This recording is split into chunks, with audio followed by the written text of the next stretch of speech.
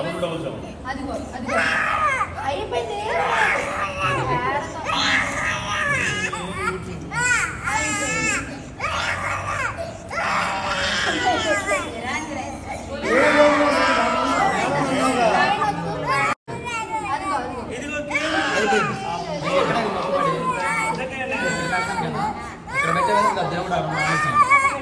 నిక్కు బాబు చూడండి ఎంత దారుణంగా ఏడుస్తున్నాడో.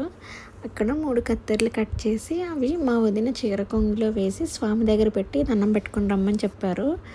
ఆడపడుచు కొంగులో వేయాలంట అలాగా. ఇంకా అయిపోయాక ఇంకా స్టార్ట్ చేశారనమాట గుండు చేయడం. మామూలుగా ఏడవలేదు అసలు. ఎంతమంది వచ్చినా సరే వాడు అసలు ఆపలేదనమాట. ఇంకా అక్కడ ఫోన్లో వీడియోస్ పెట్టించిన ఆపలేదు. ఫస్ట్ నుంచి ప్రిపేర్ చేస్తున్నాను 10 days ముందు నుంచి.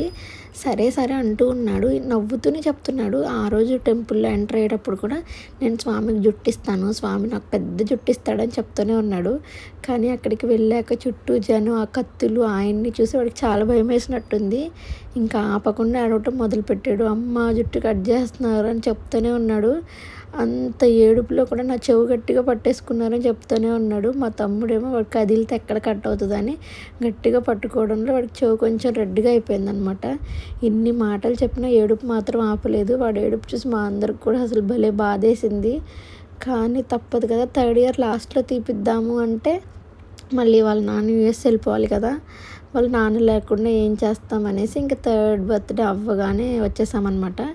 ఇంకా అక్కడ రూమ్స్కి వెళ్ళిపోయి ఫ్రెష్ అయిపోయి ఇక్కడ స్వామి కోసమని పొంగల్ ప్రిపేర్ చేసాము. అక్కడ పొంగలి షాలు ఉంటుంది, అక్కడ ప్రిపేర్ చేసి అది తీసుకొని ప్రదక్షిణ చేసి స్వామికి నైవేద్యం పెట్టేసి అక్కడి నుంచి పక్కన ఇంకొక ఆంజనేయ స్వామి చిన్న టెంపుల్ ఉంటుంది అనమాట. సో ఇక్కడ అక్షరాభ్యాసం కార్యక్రమానికి మొత్తం పంతులు గారు అంతా అరేంజ్ చేస్తున్నారు.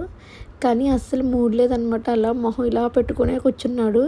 మళ్ళీ ఏమో నాకు స్పెట్స్ కావాలి అని చెప్పి పెట్టుకున్నాడు. నా గుండెకి ఆ స్పెట్స్ పెట్టుకుంటే భలే ఉంది వాడికి. అసలు యాసగా లేదనమాట. జుట్టు గుండె అయిపోయినా సరే అసలు వెలితిగా లేదు. వాడి మొహం రోజులానే అనిపించింది మాకు. ఇంకా కొంచెం సేపు అలా మొహం పెట్టుకుని మధ్యలో ఆ గుండు రుద్దుకుంటూ అలా కూర్చున్నాడు. ఎవరి దగ్గరికి వెళ్ళలేదు. చాలాసేపు మొహం అలా పెట్టుకుని నా దగ్గరే ఉన్నాడనమాట. ఫైనల్లీ అక్షరాభ్యాసం కూడా చేయించేస్తున్నాను. చాలామంది పంతులని అడిగాము, ఒకటే రోజు 2 చేయించొచ్చు అన్నారు. 2 ముహూర్తాలు కూడా 2 hours గ్యాప్లో వచ్చినాయి. 11కి గుండు, 1 o'clock అక్షరాభ్యాసం వచ్చిందనమాట. సో ఇంక ఈ 2 కంప్లీట్ చేసుకున్నాం అనమాట.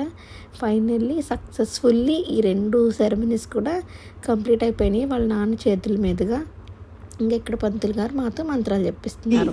మహా విష్ణు రాజ్ఞేయ ప్రవర్త మానస్య అద్య బ్రహ్మణః ద్వితీయ పరార్థే శ్వేత వరాహ కల్పే వైవస్వత మన్వంతరే కలియుగే ప్రథమపాదే జంబోద్భీపే వరదవర్షే వరదఖండే మేరోః దక్షిణ దిగ్భాగే శ్రీశైలస్య ఆగ్నేయ ప్రదేశే కృష్ణా కావేర్యోః మధ్య ప్రదేశే లక్ష్మీ నృసింహ క్షేత్రే శ్రీ సువత్సల సహిత శ్రీ ప్రసన్న ఆంజనేయ స్వామి దేవాలయ సన్నిధౌ శ్రీ విఘ్నేశ్వర స్వామి దేవతా పాద సన్నిధౌ మమ కుటుంబానాం క్షేమ స్థైర్య ధైర్య విజయ అభయ.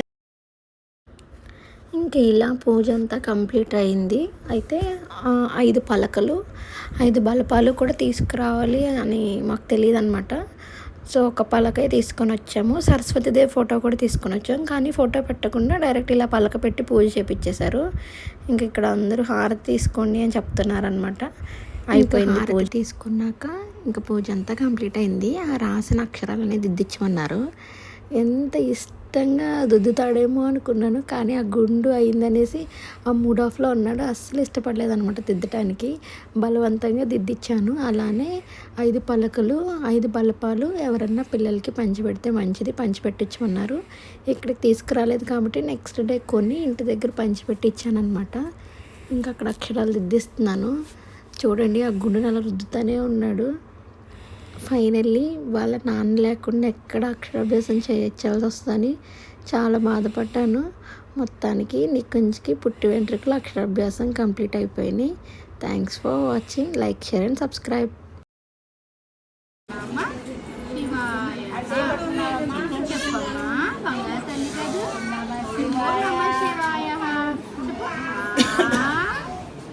చెప్తావే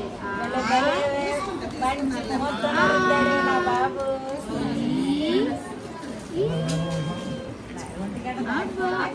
రాసిందే. ఈ రోజు ఫస్ట్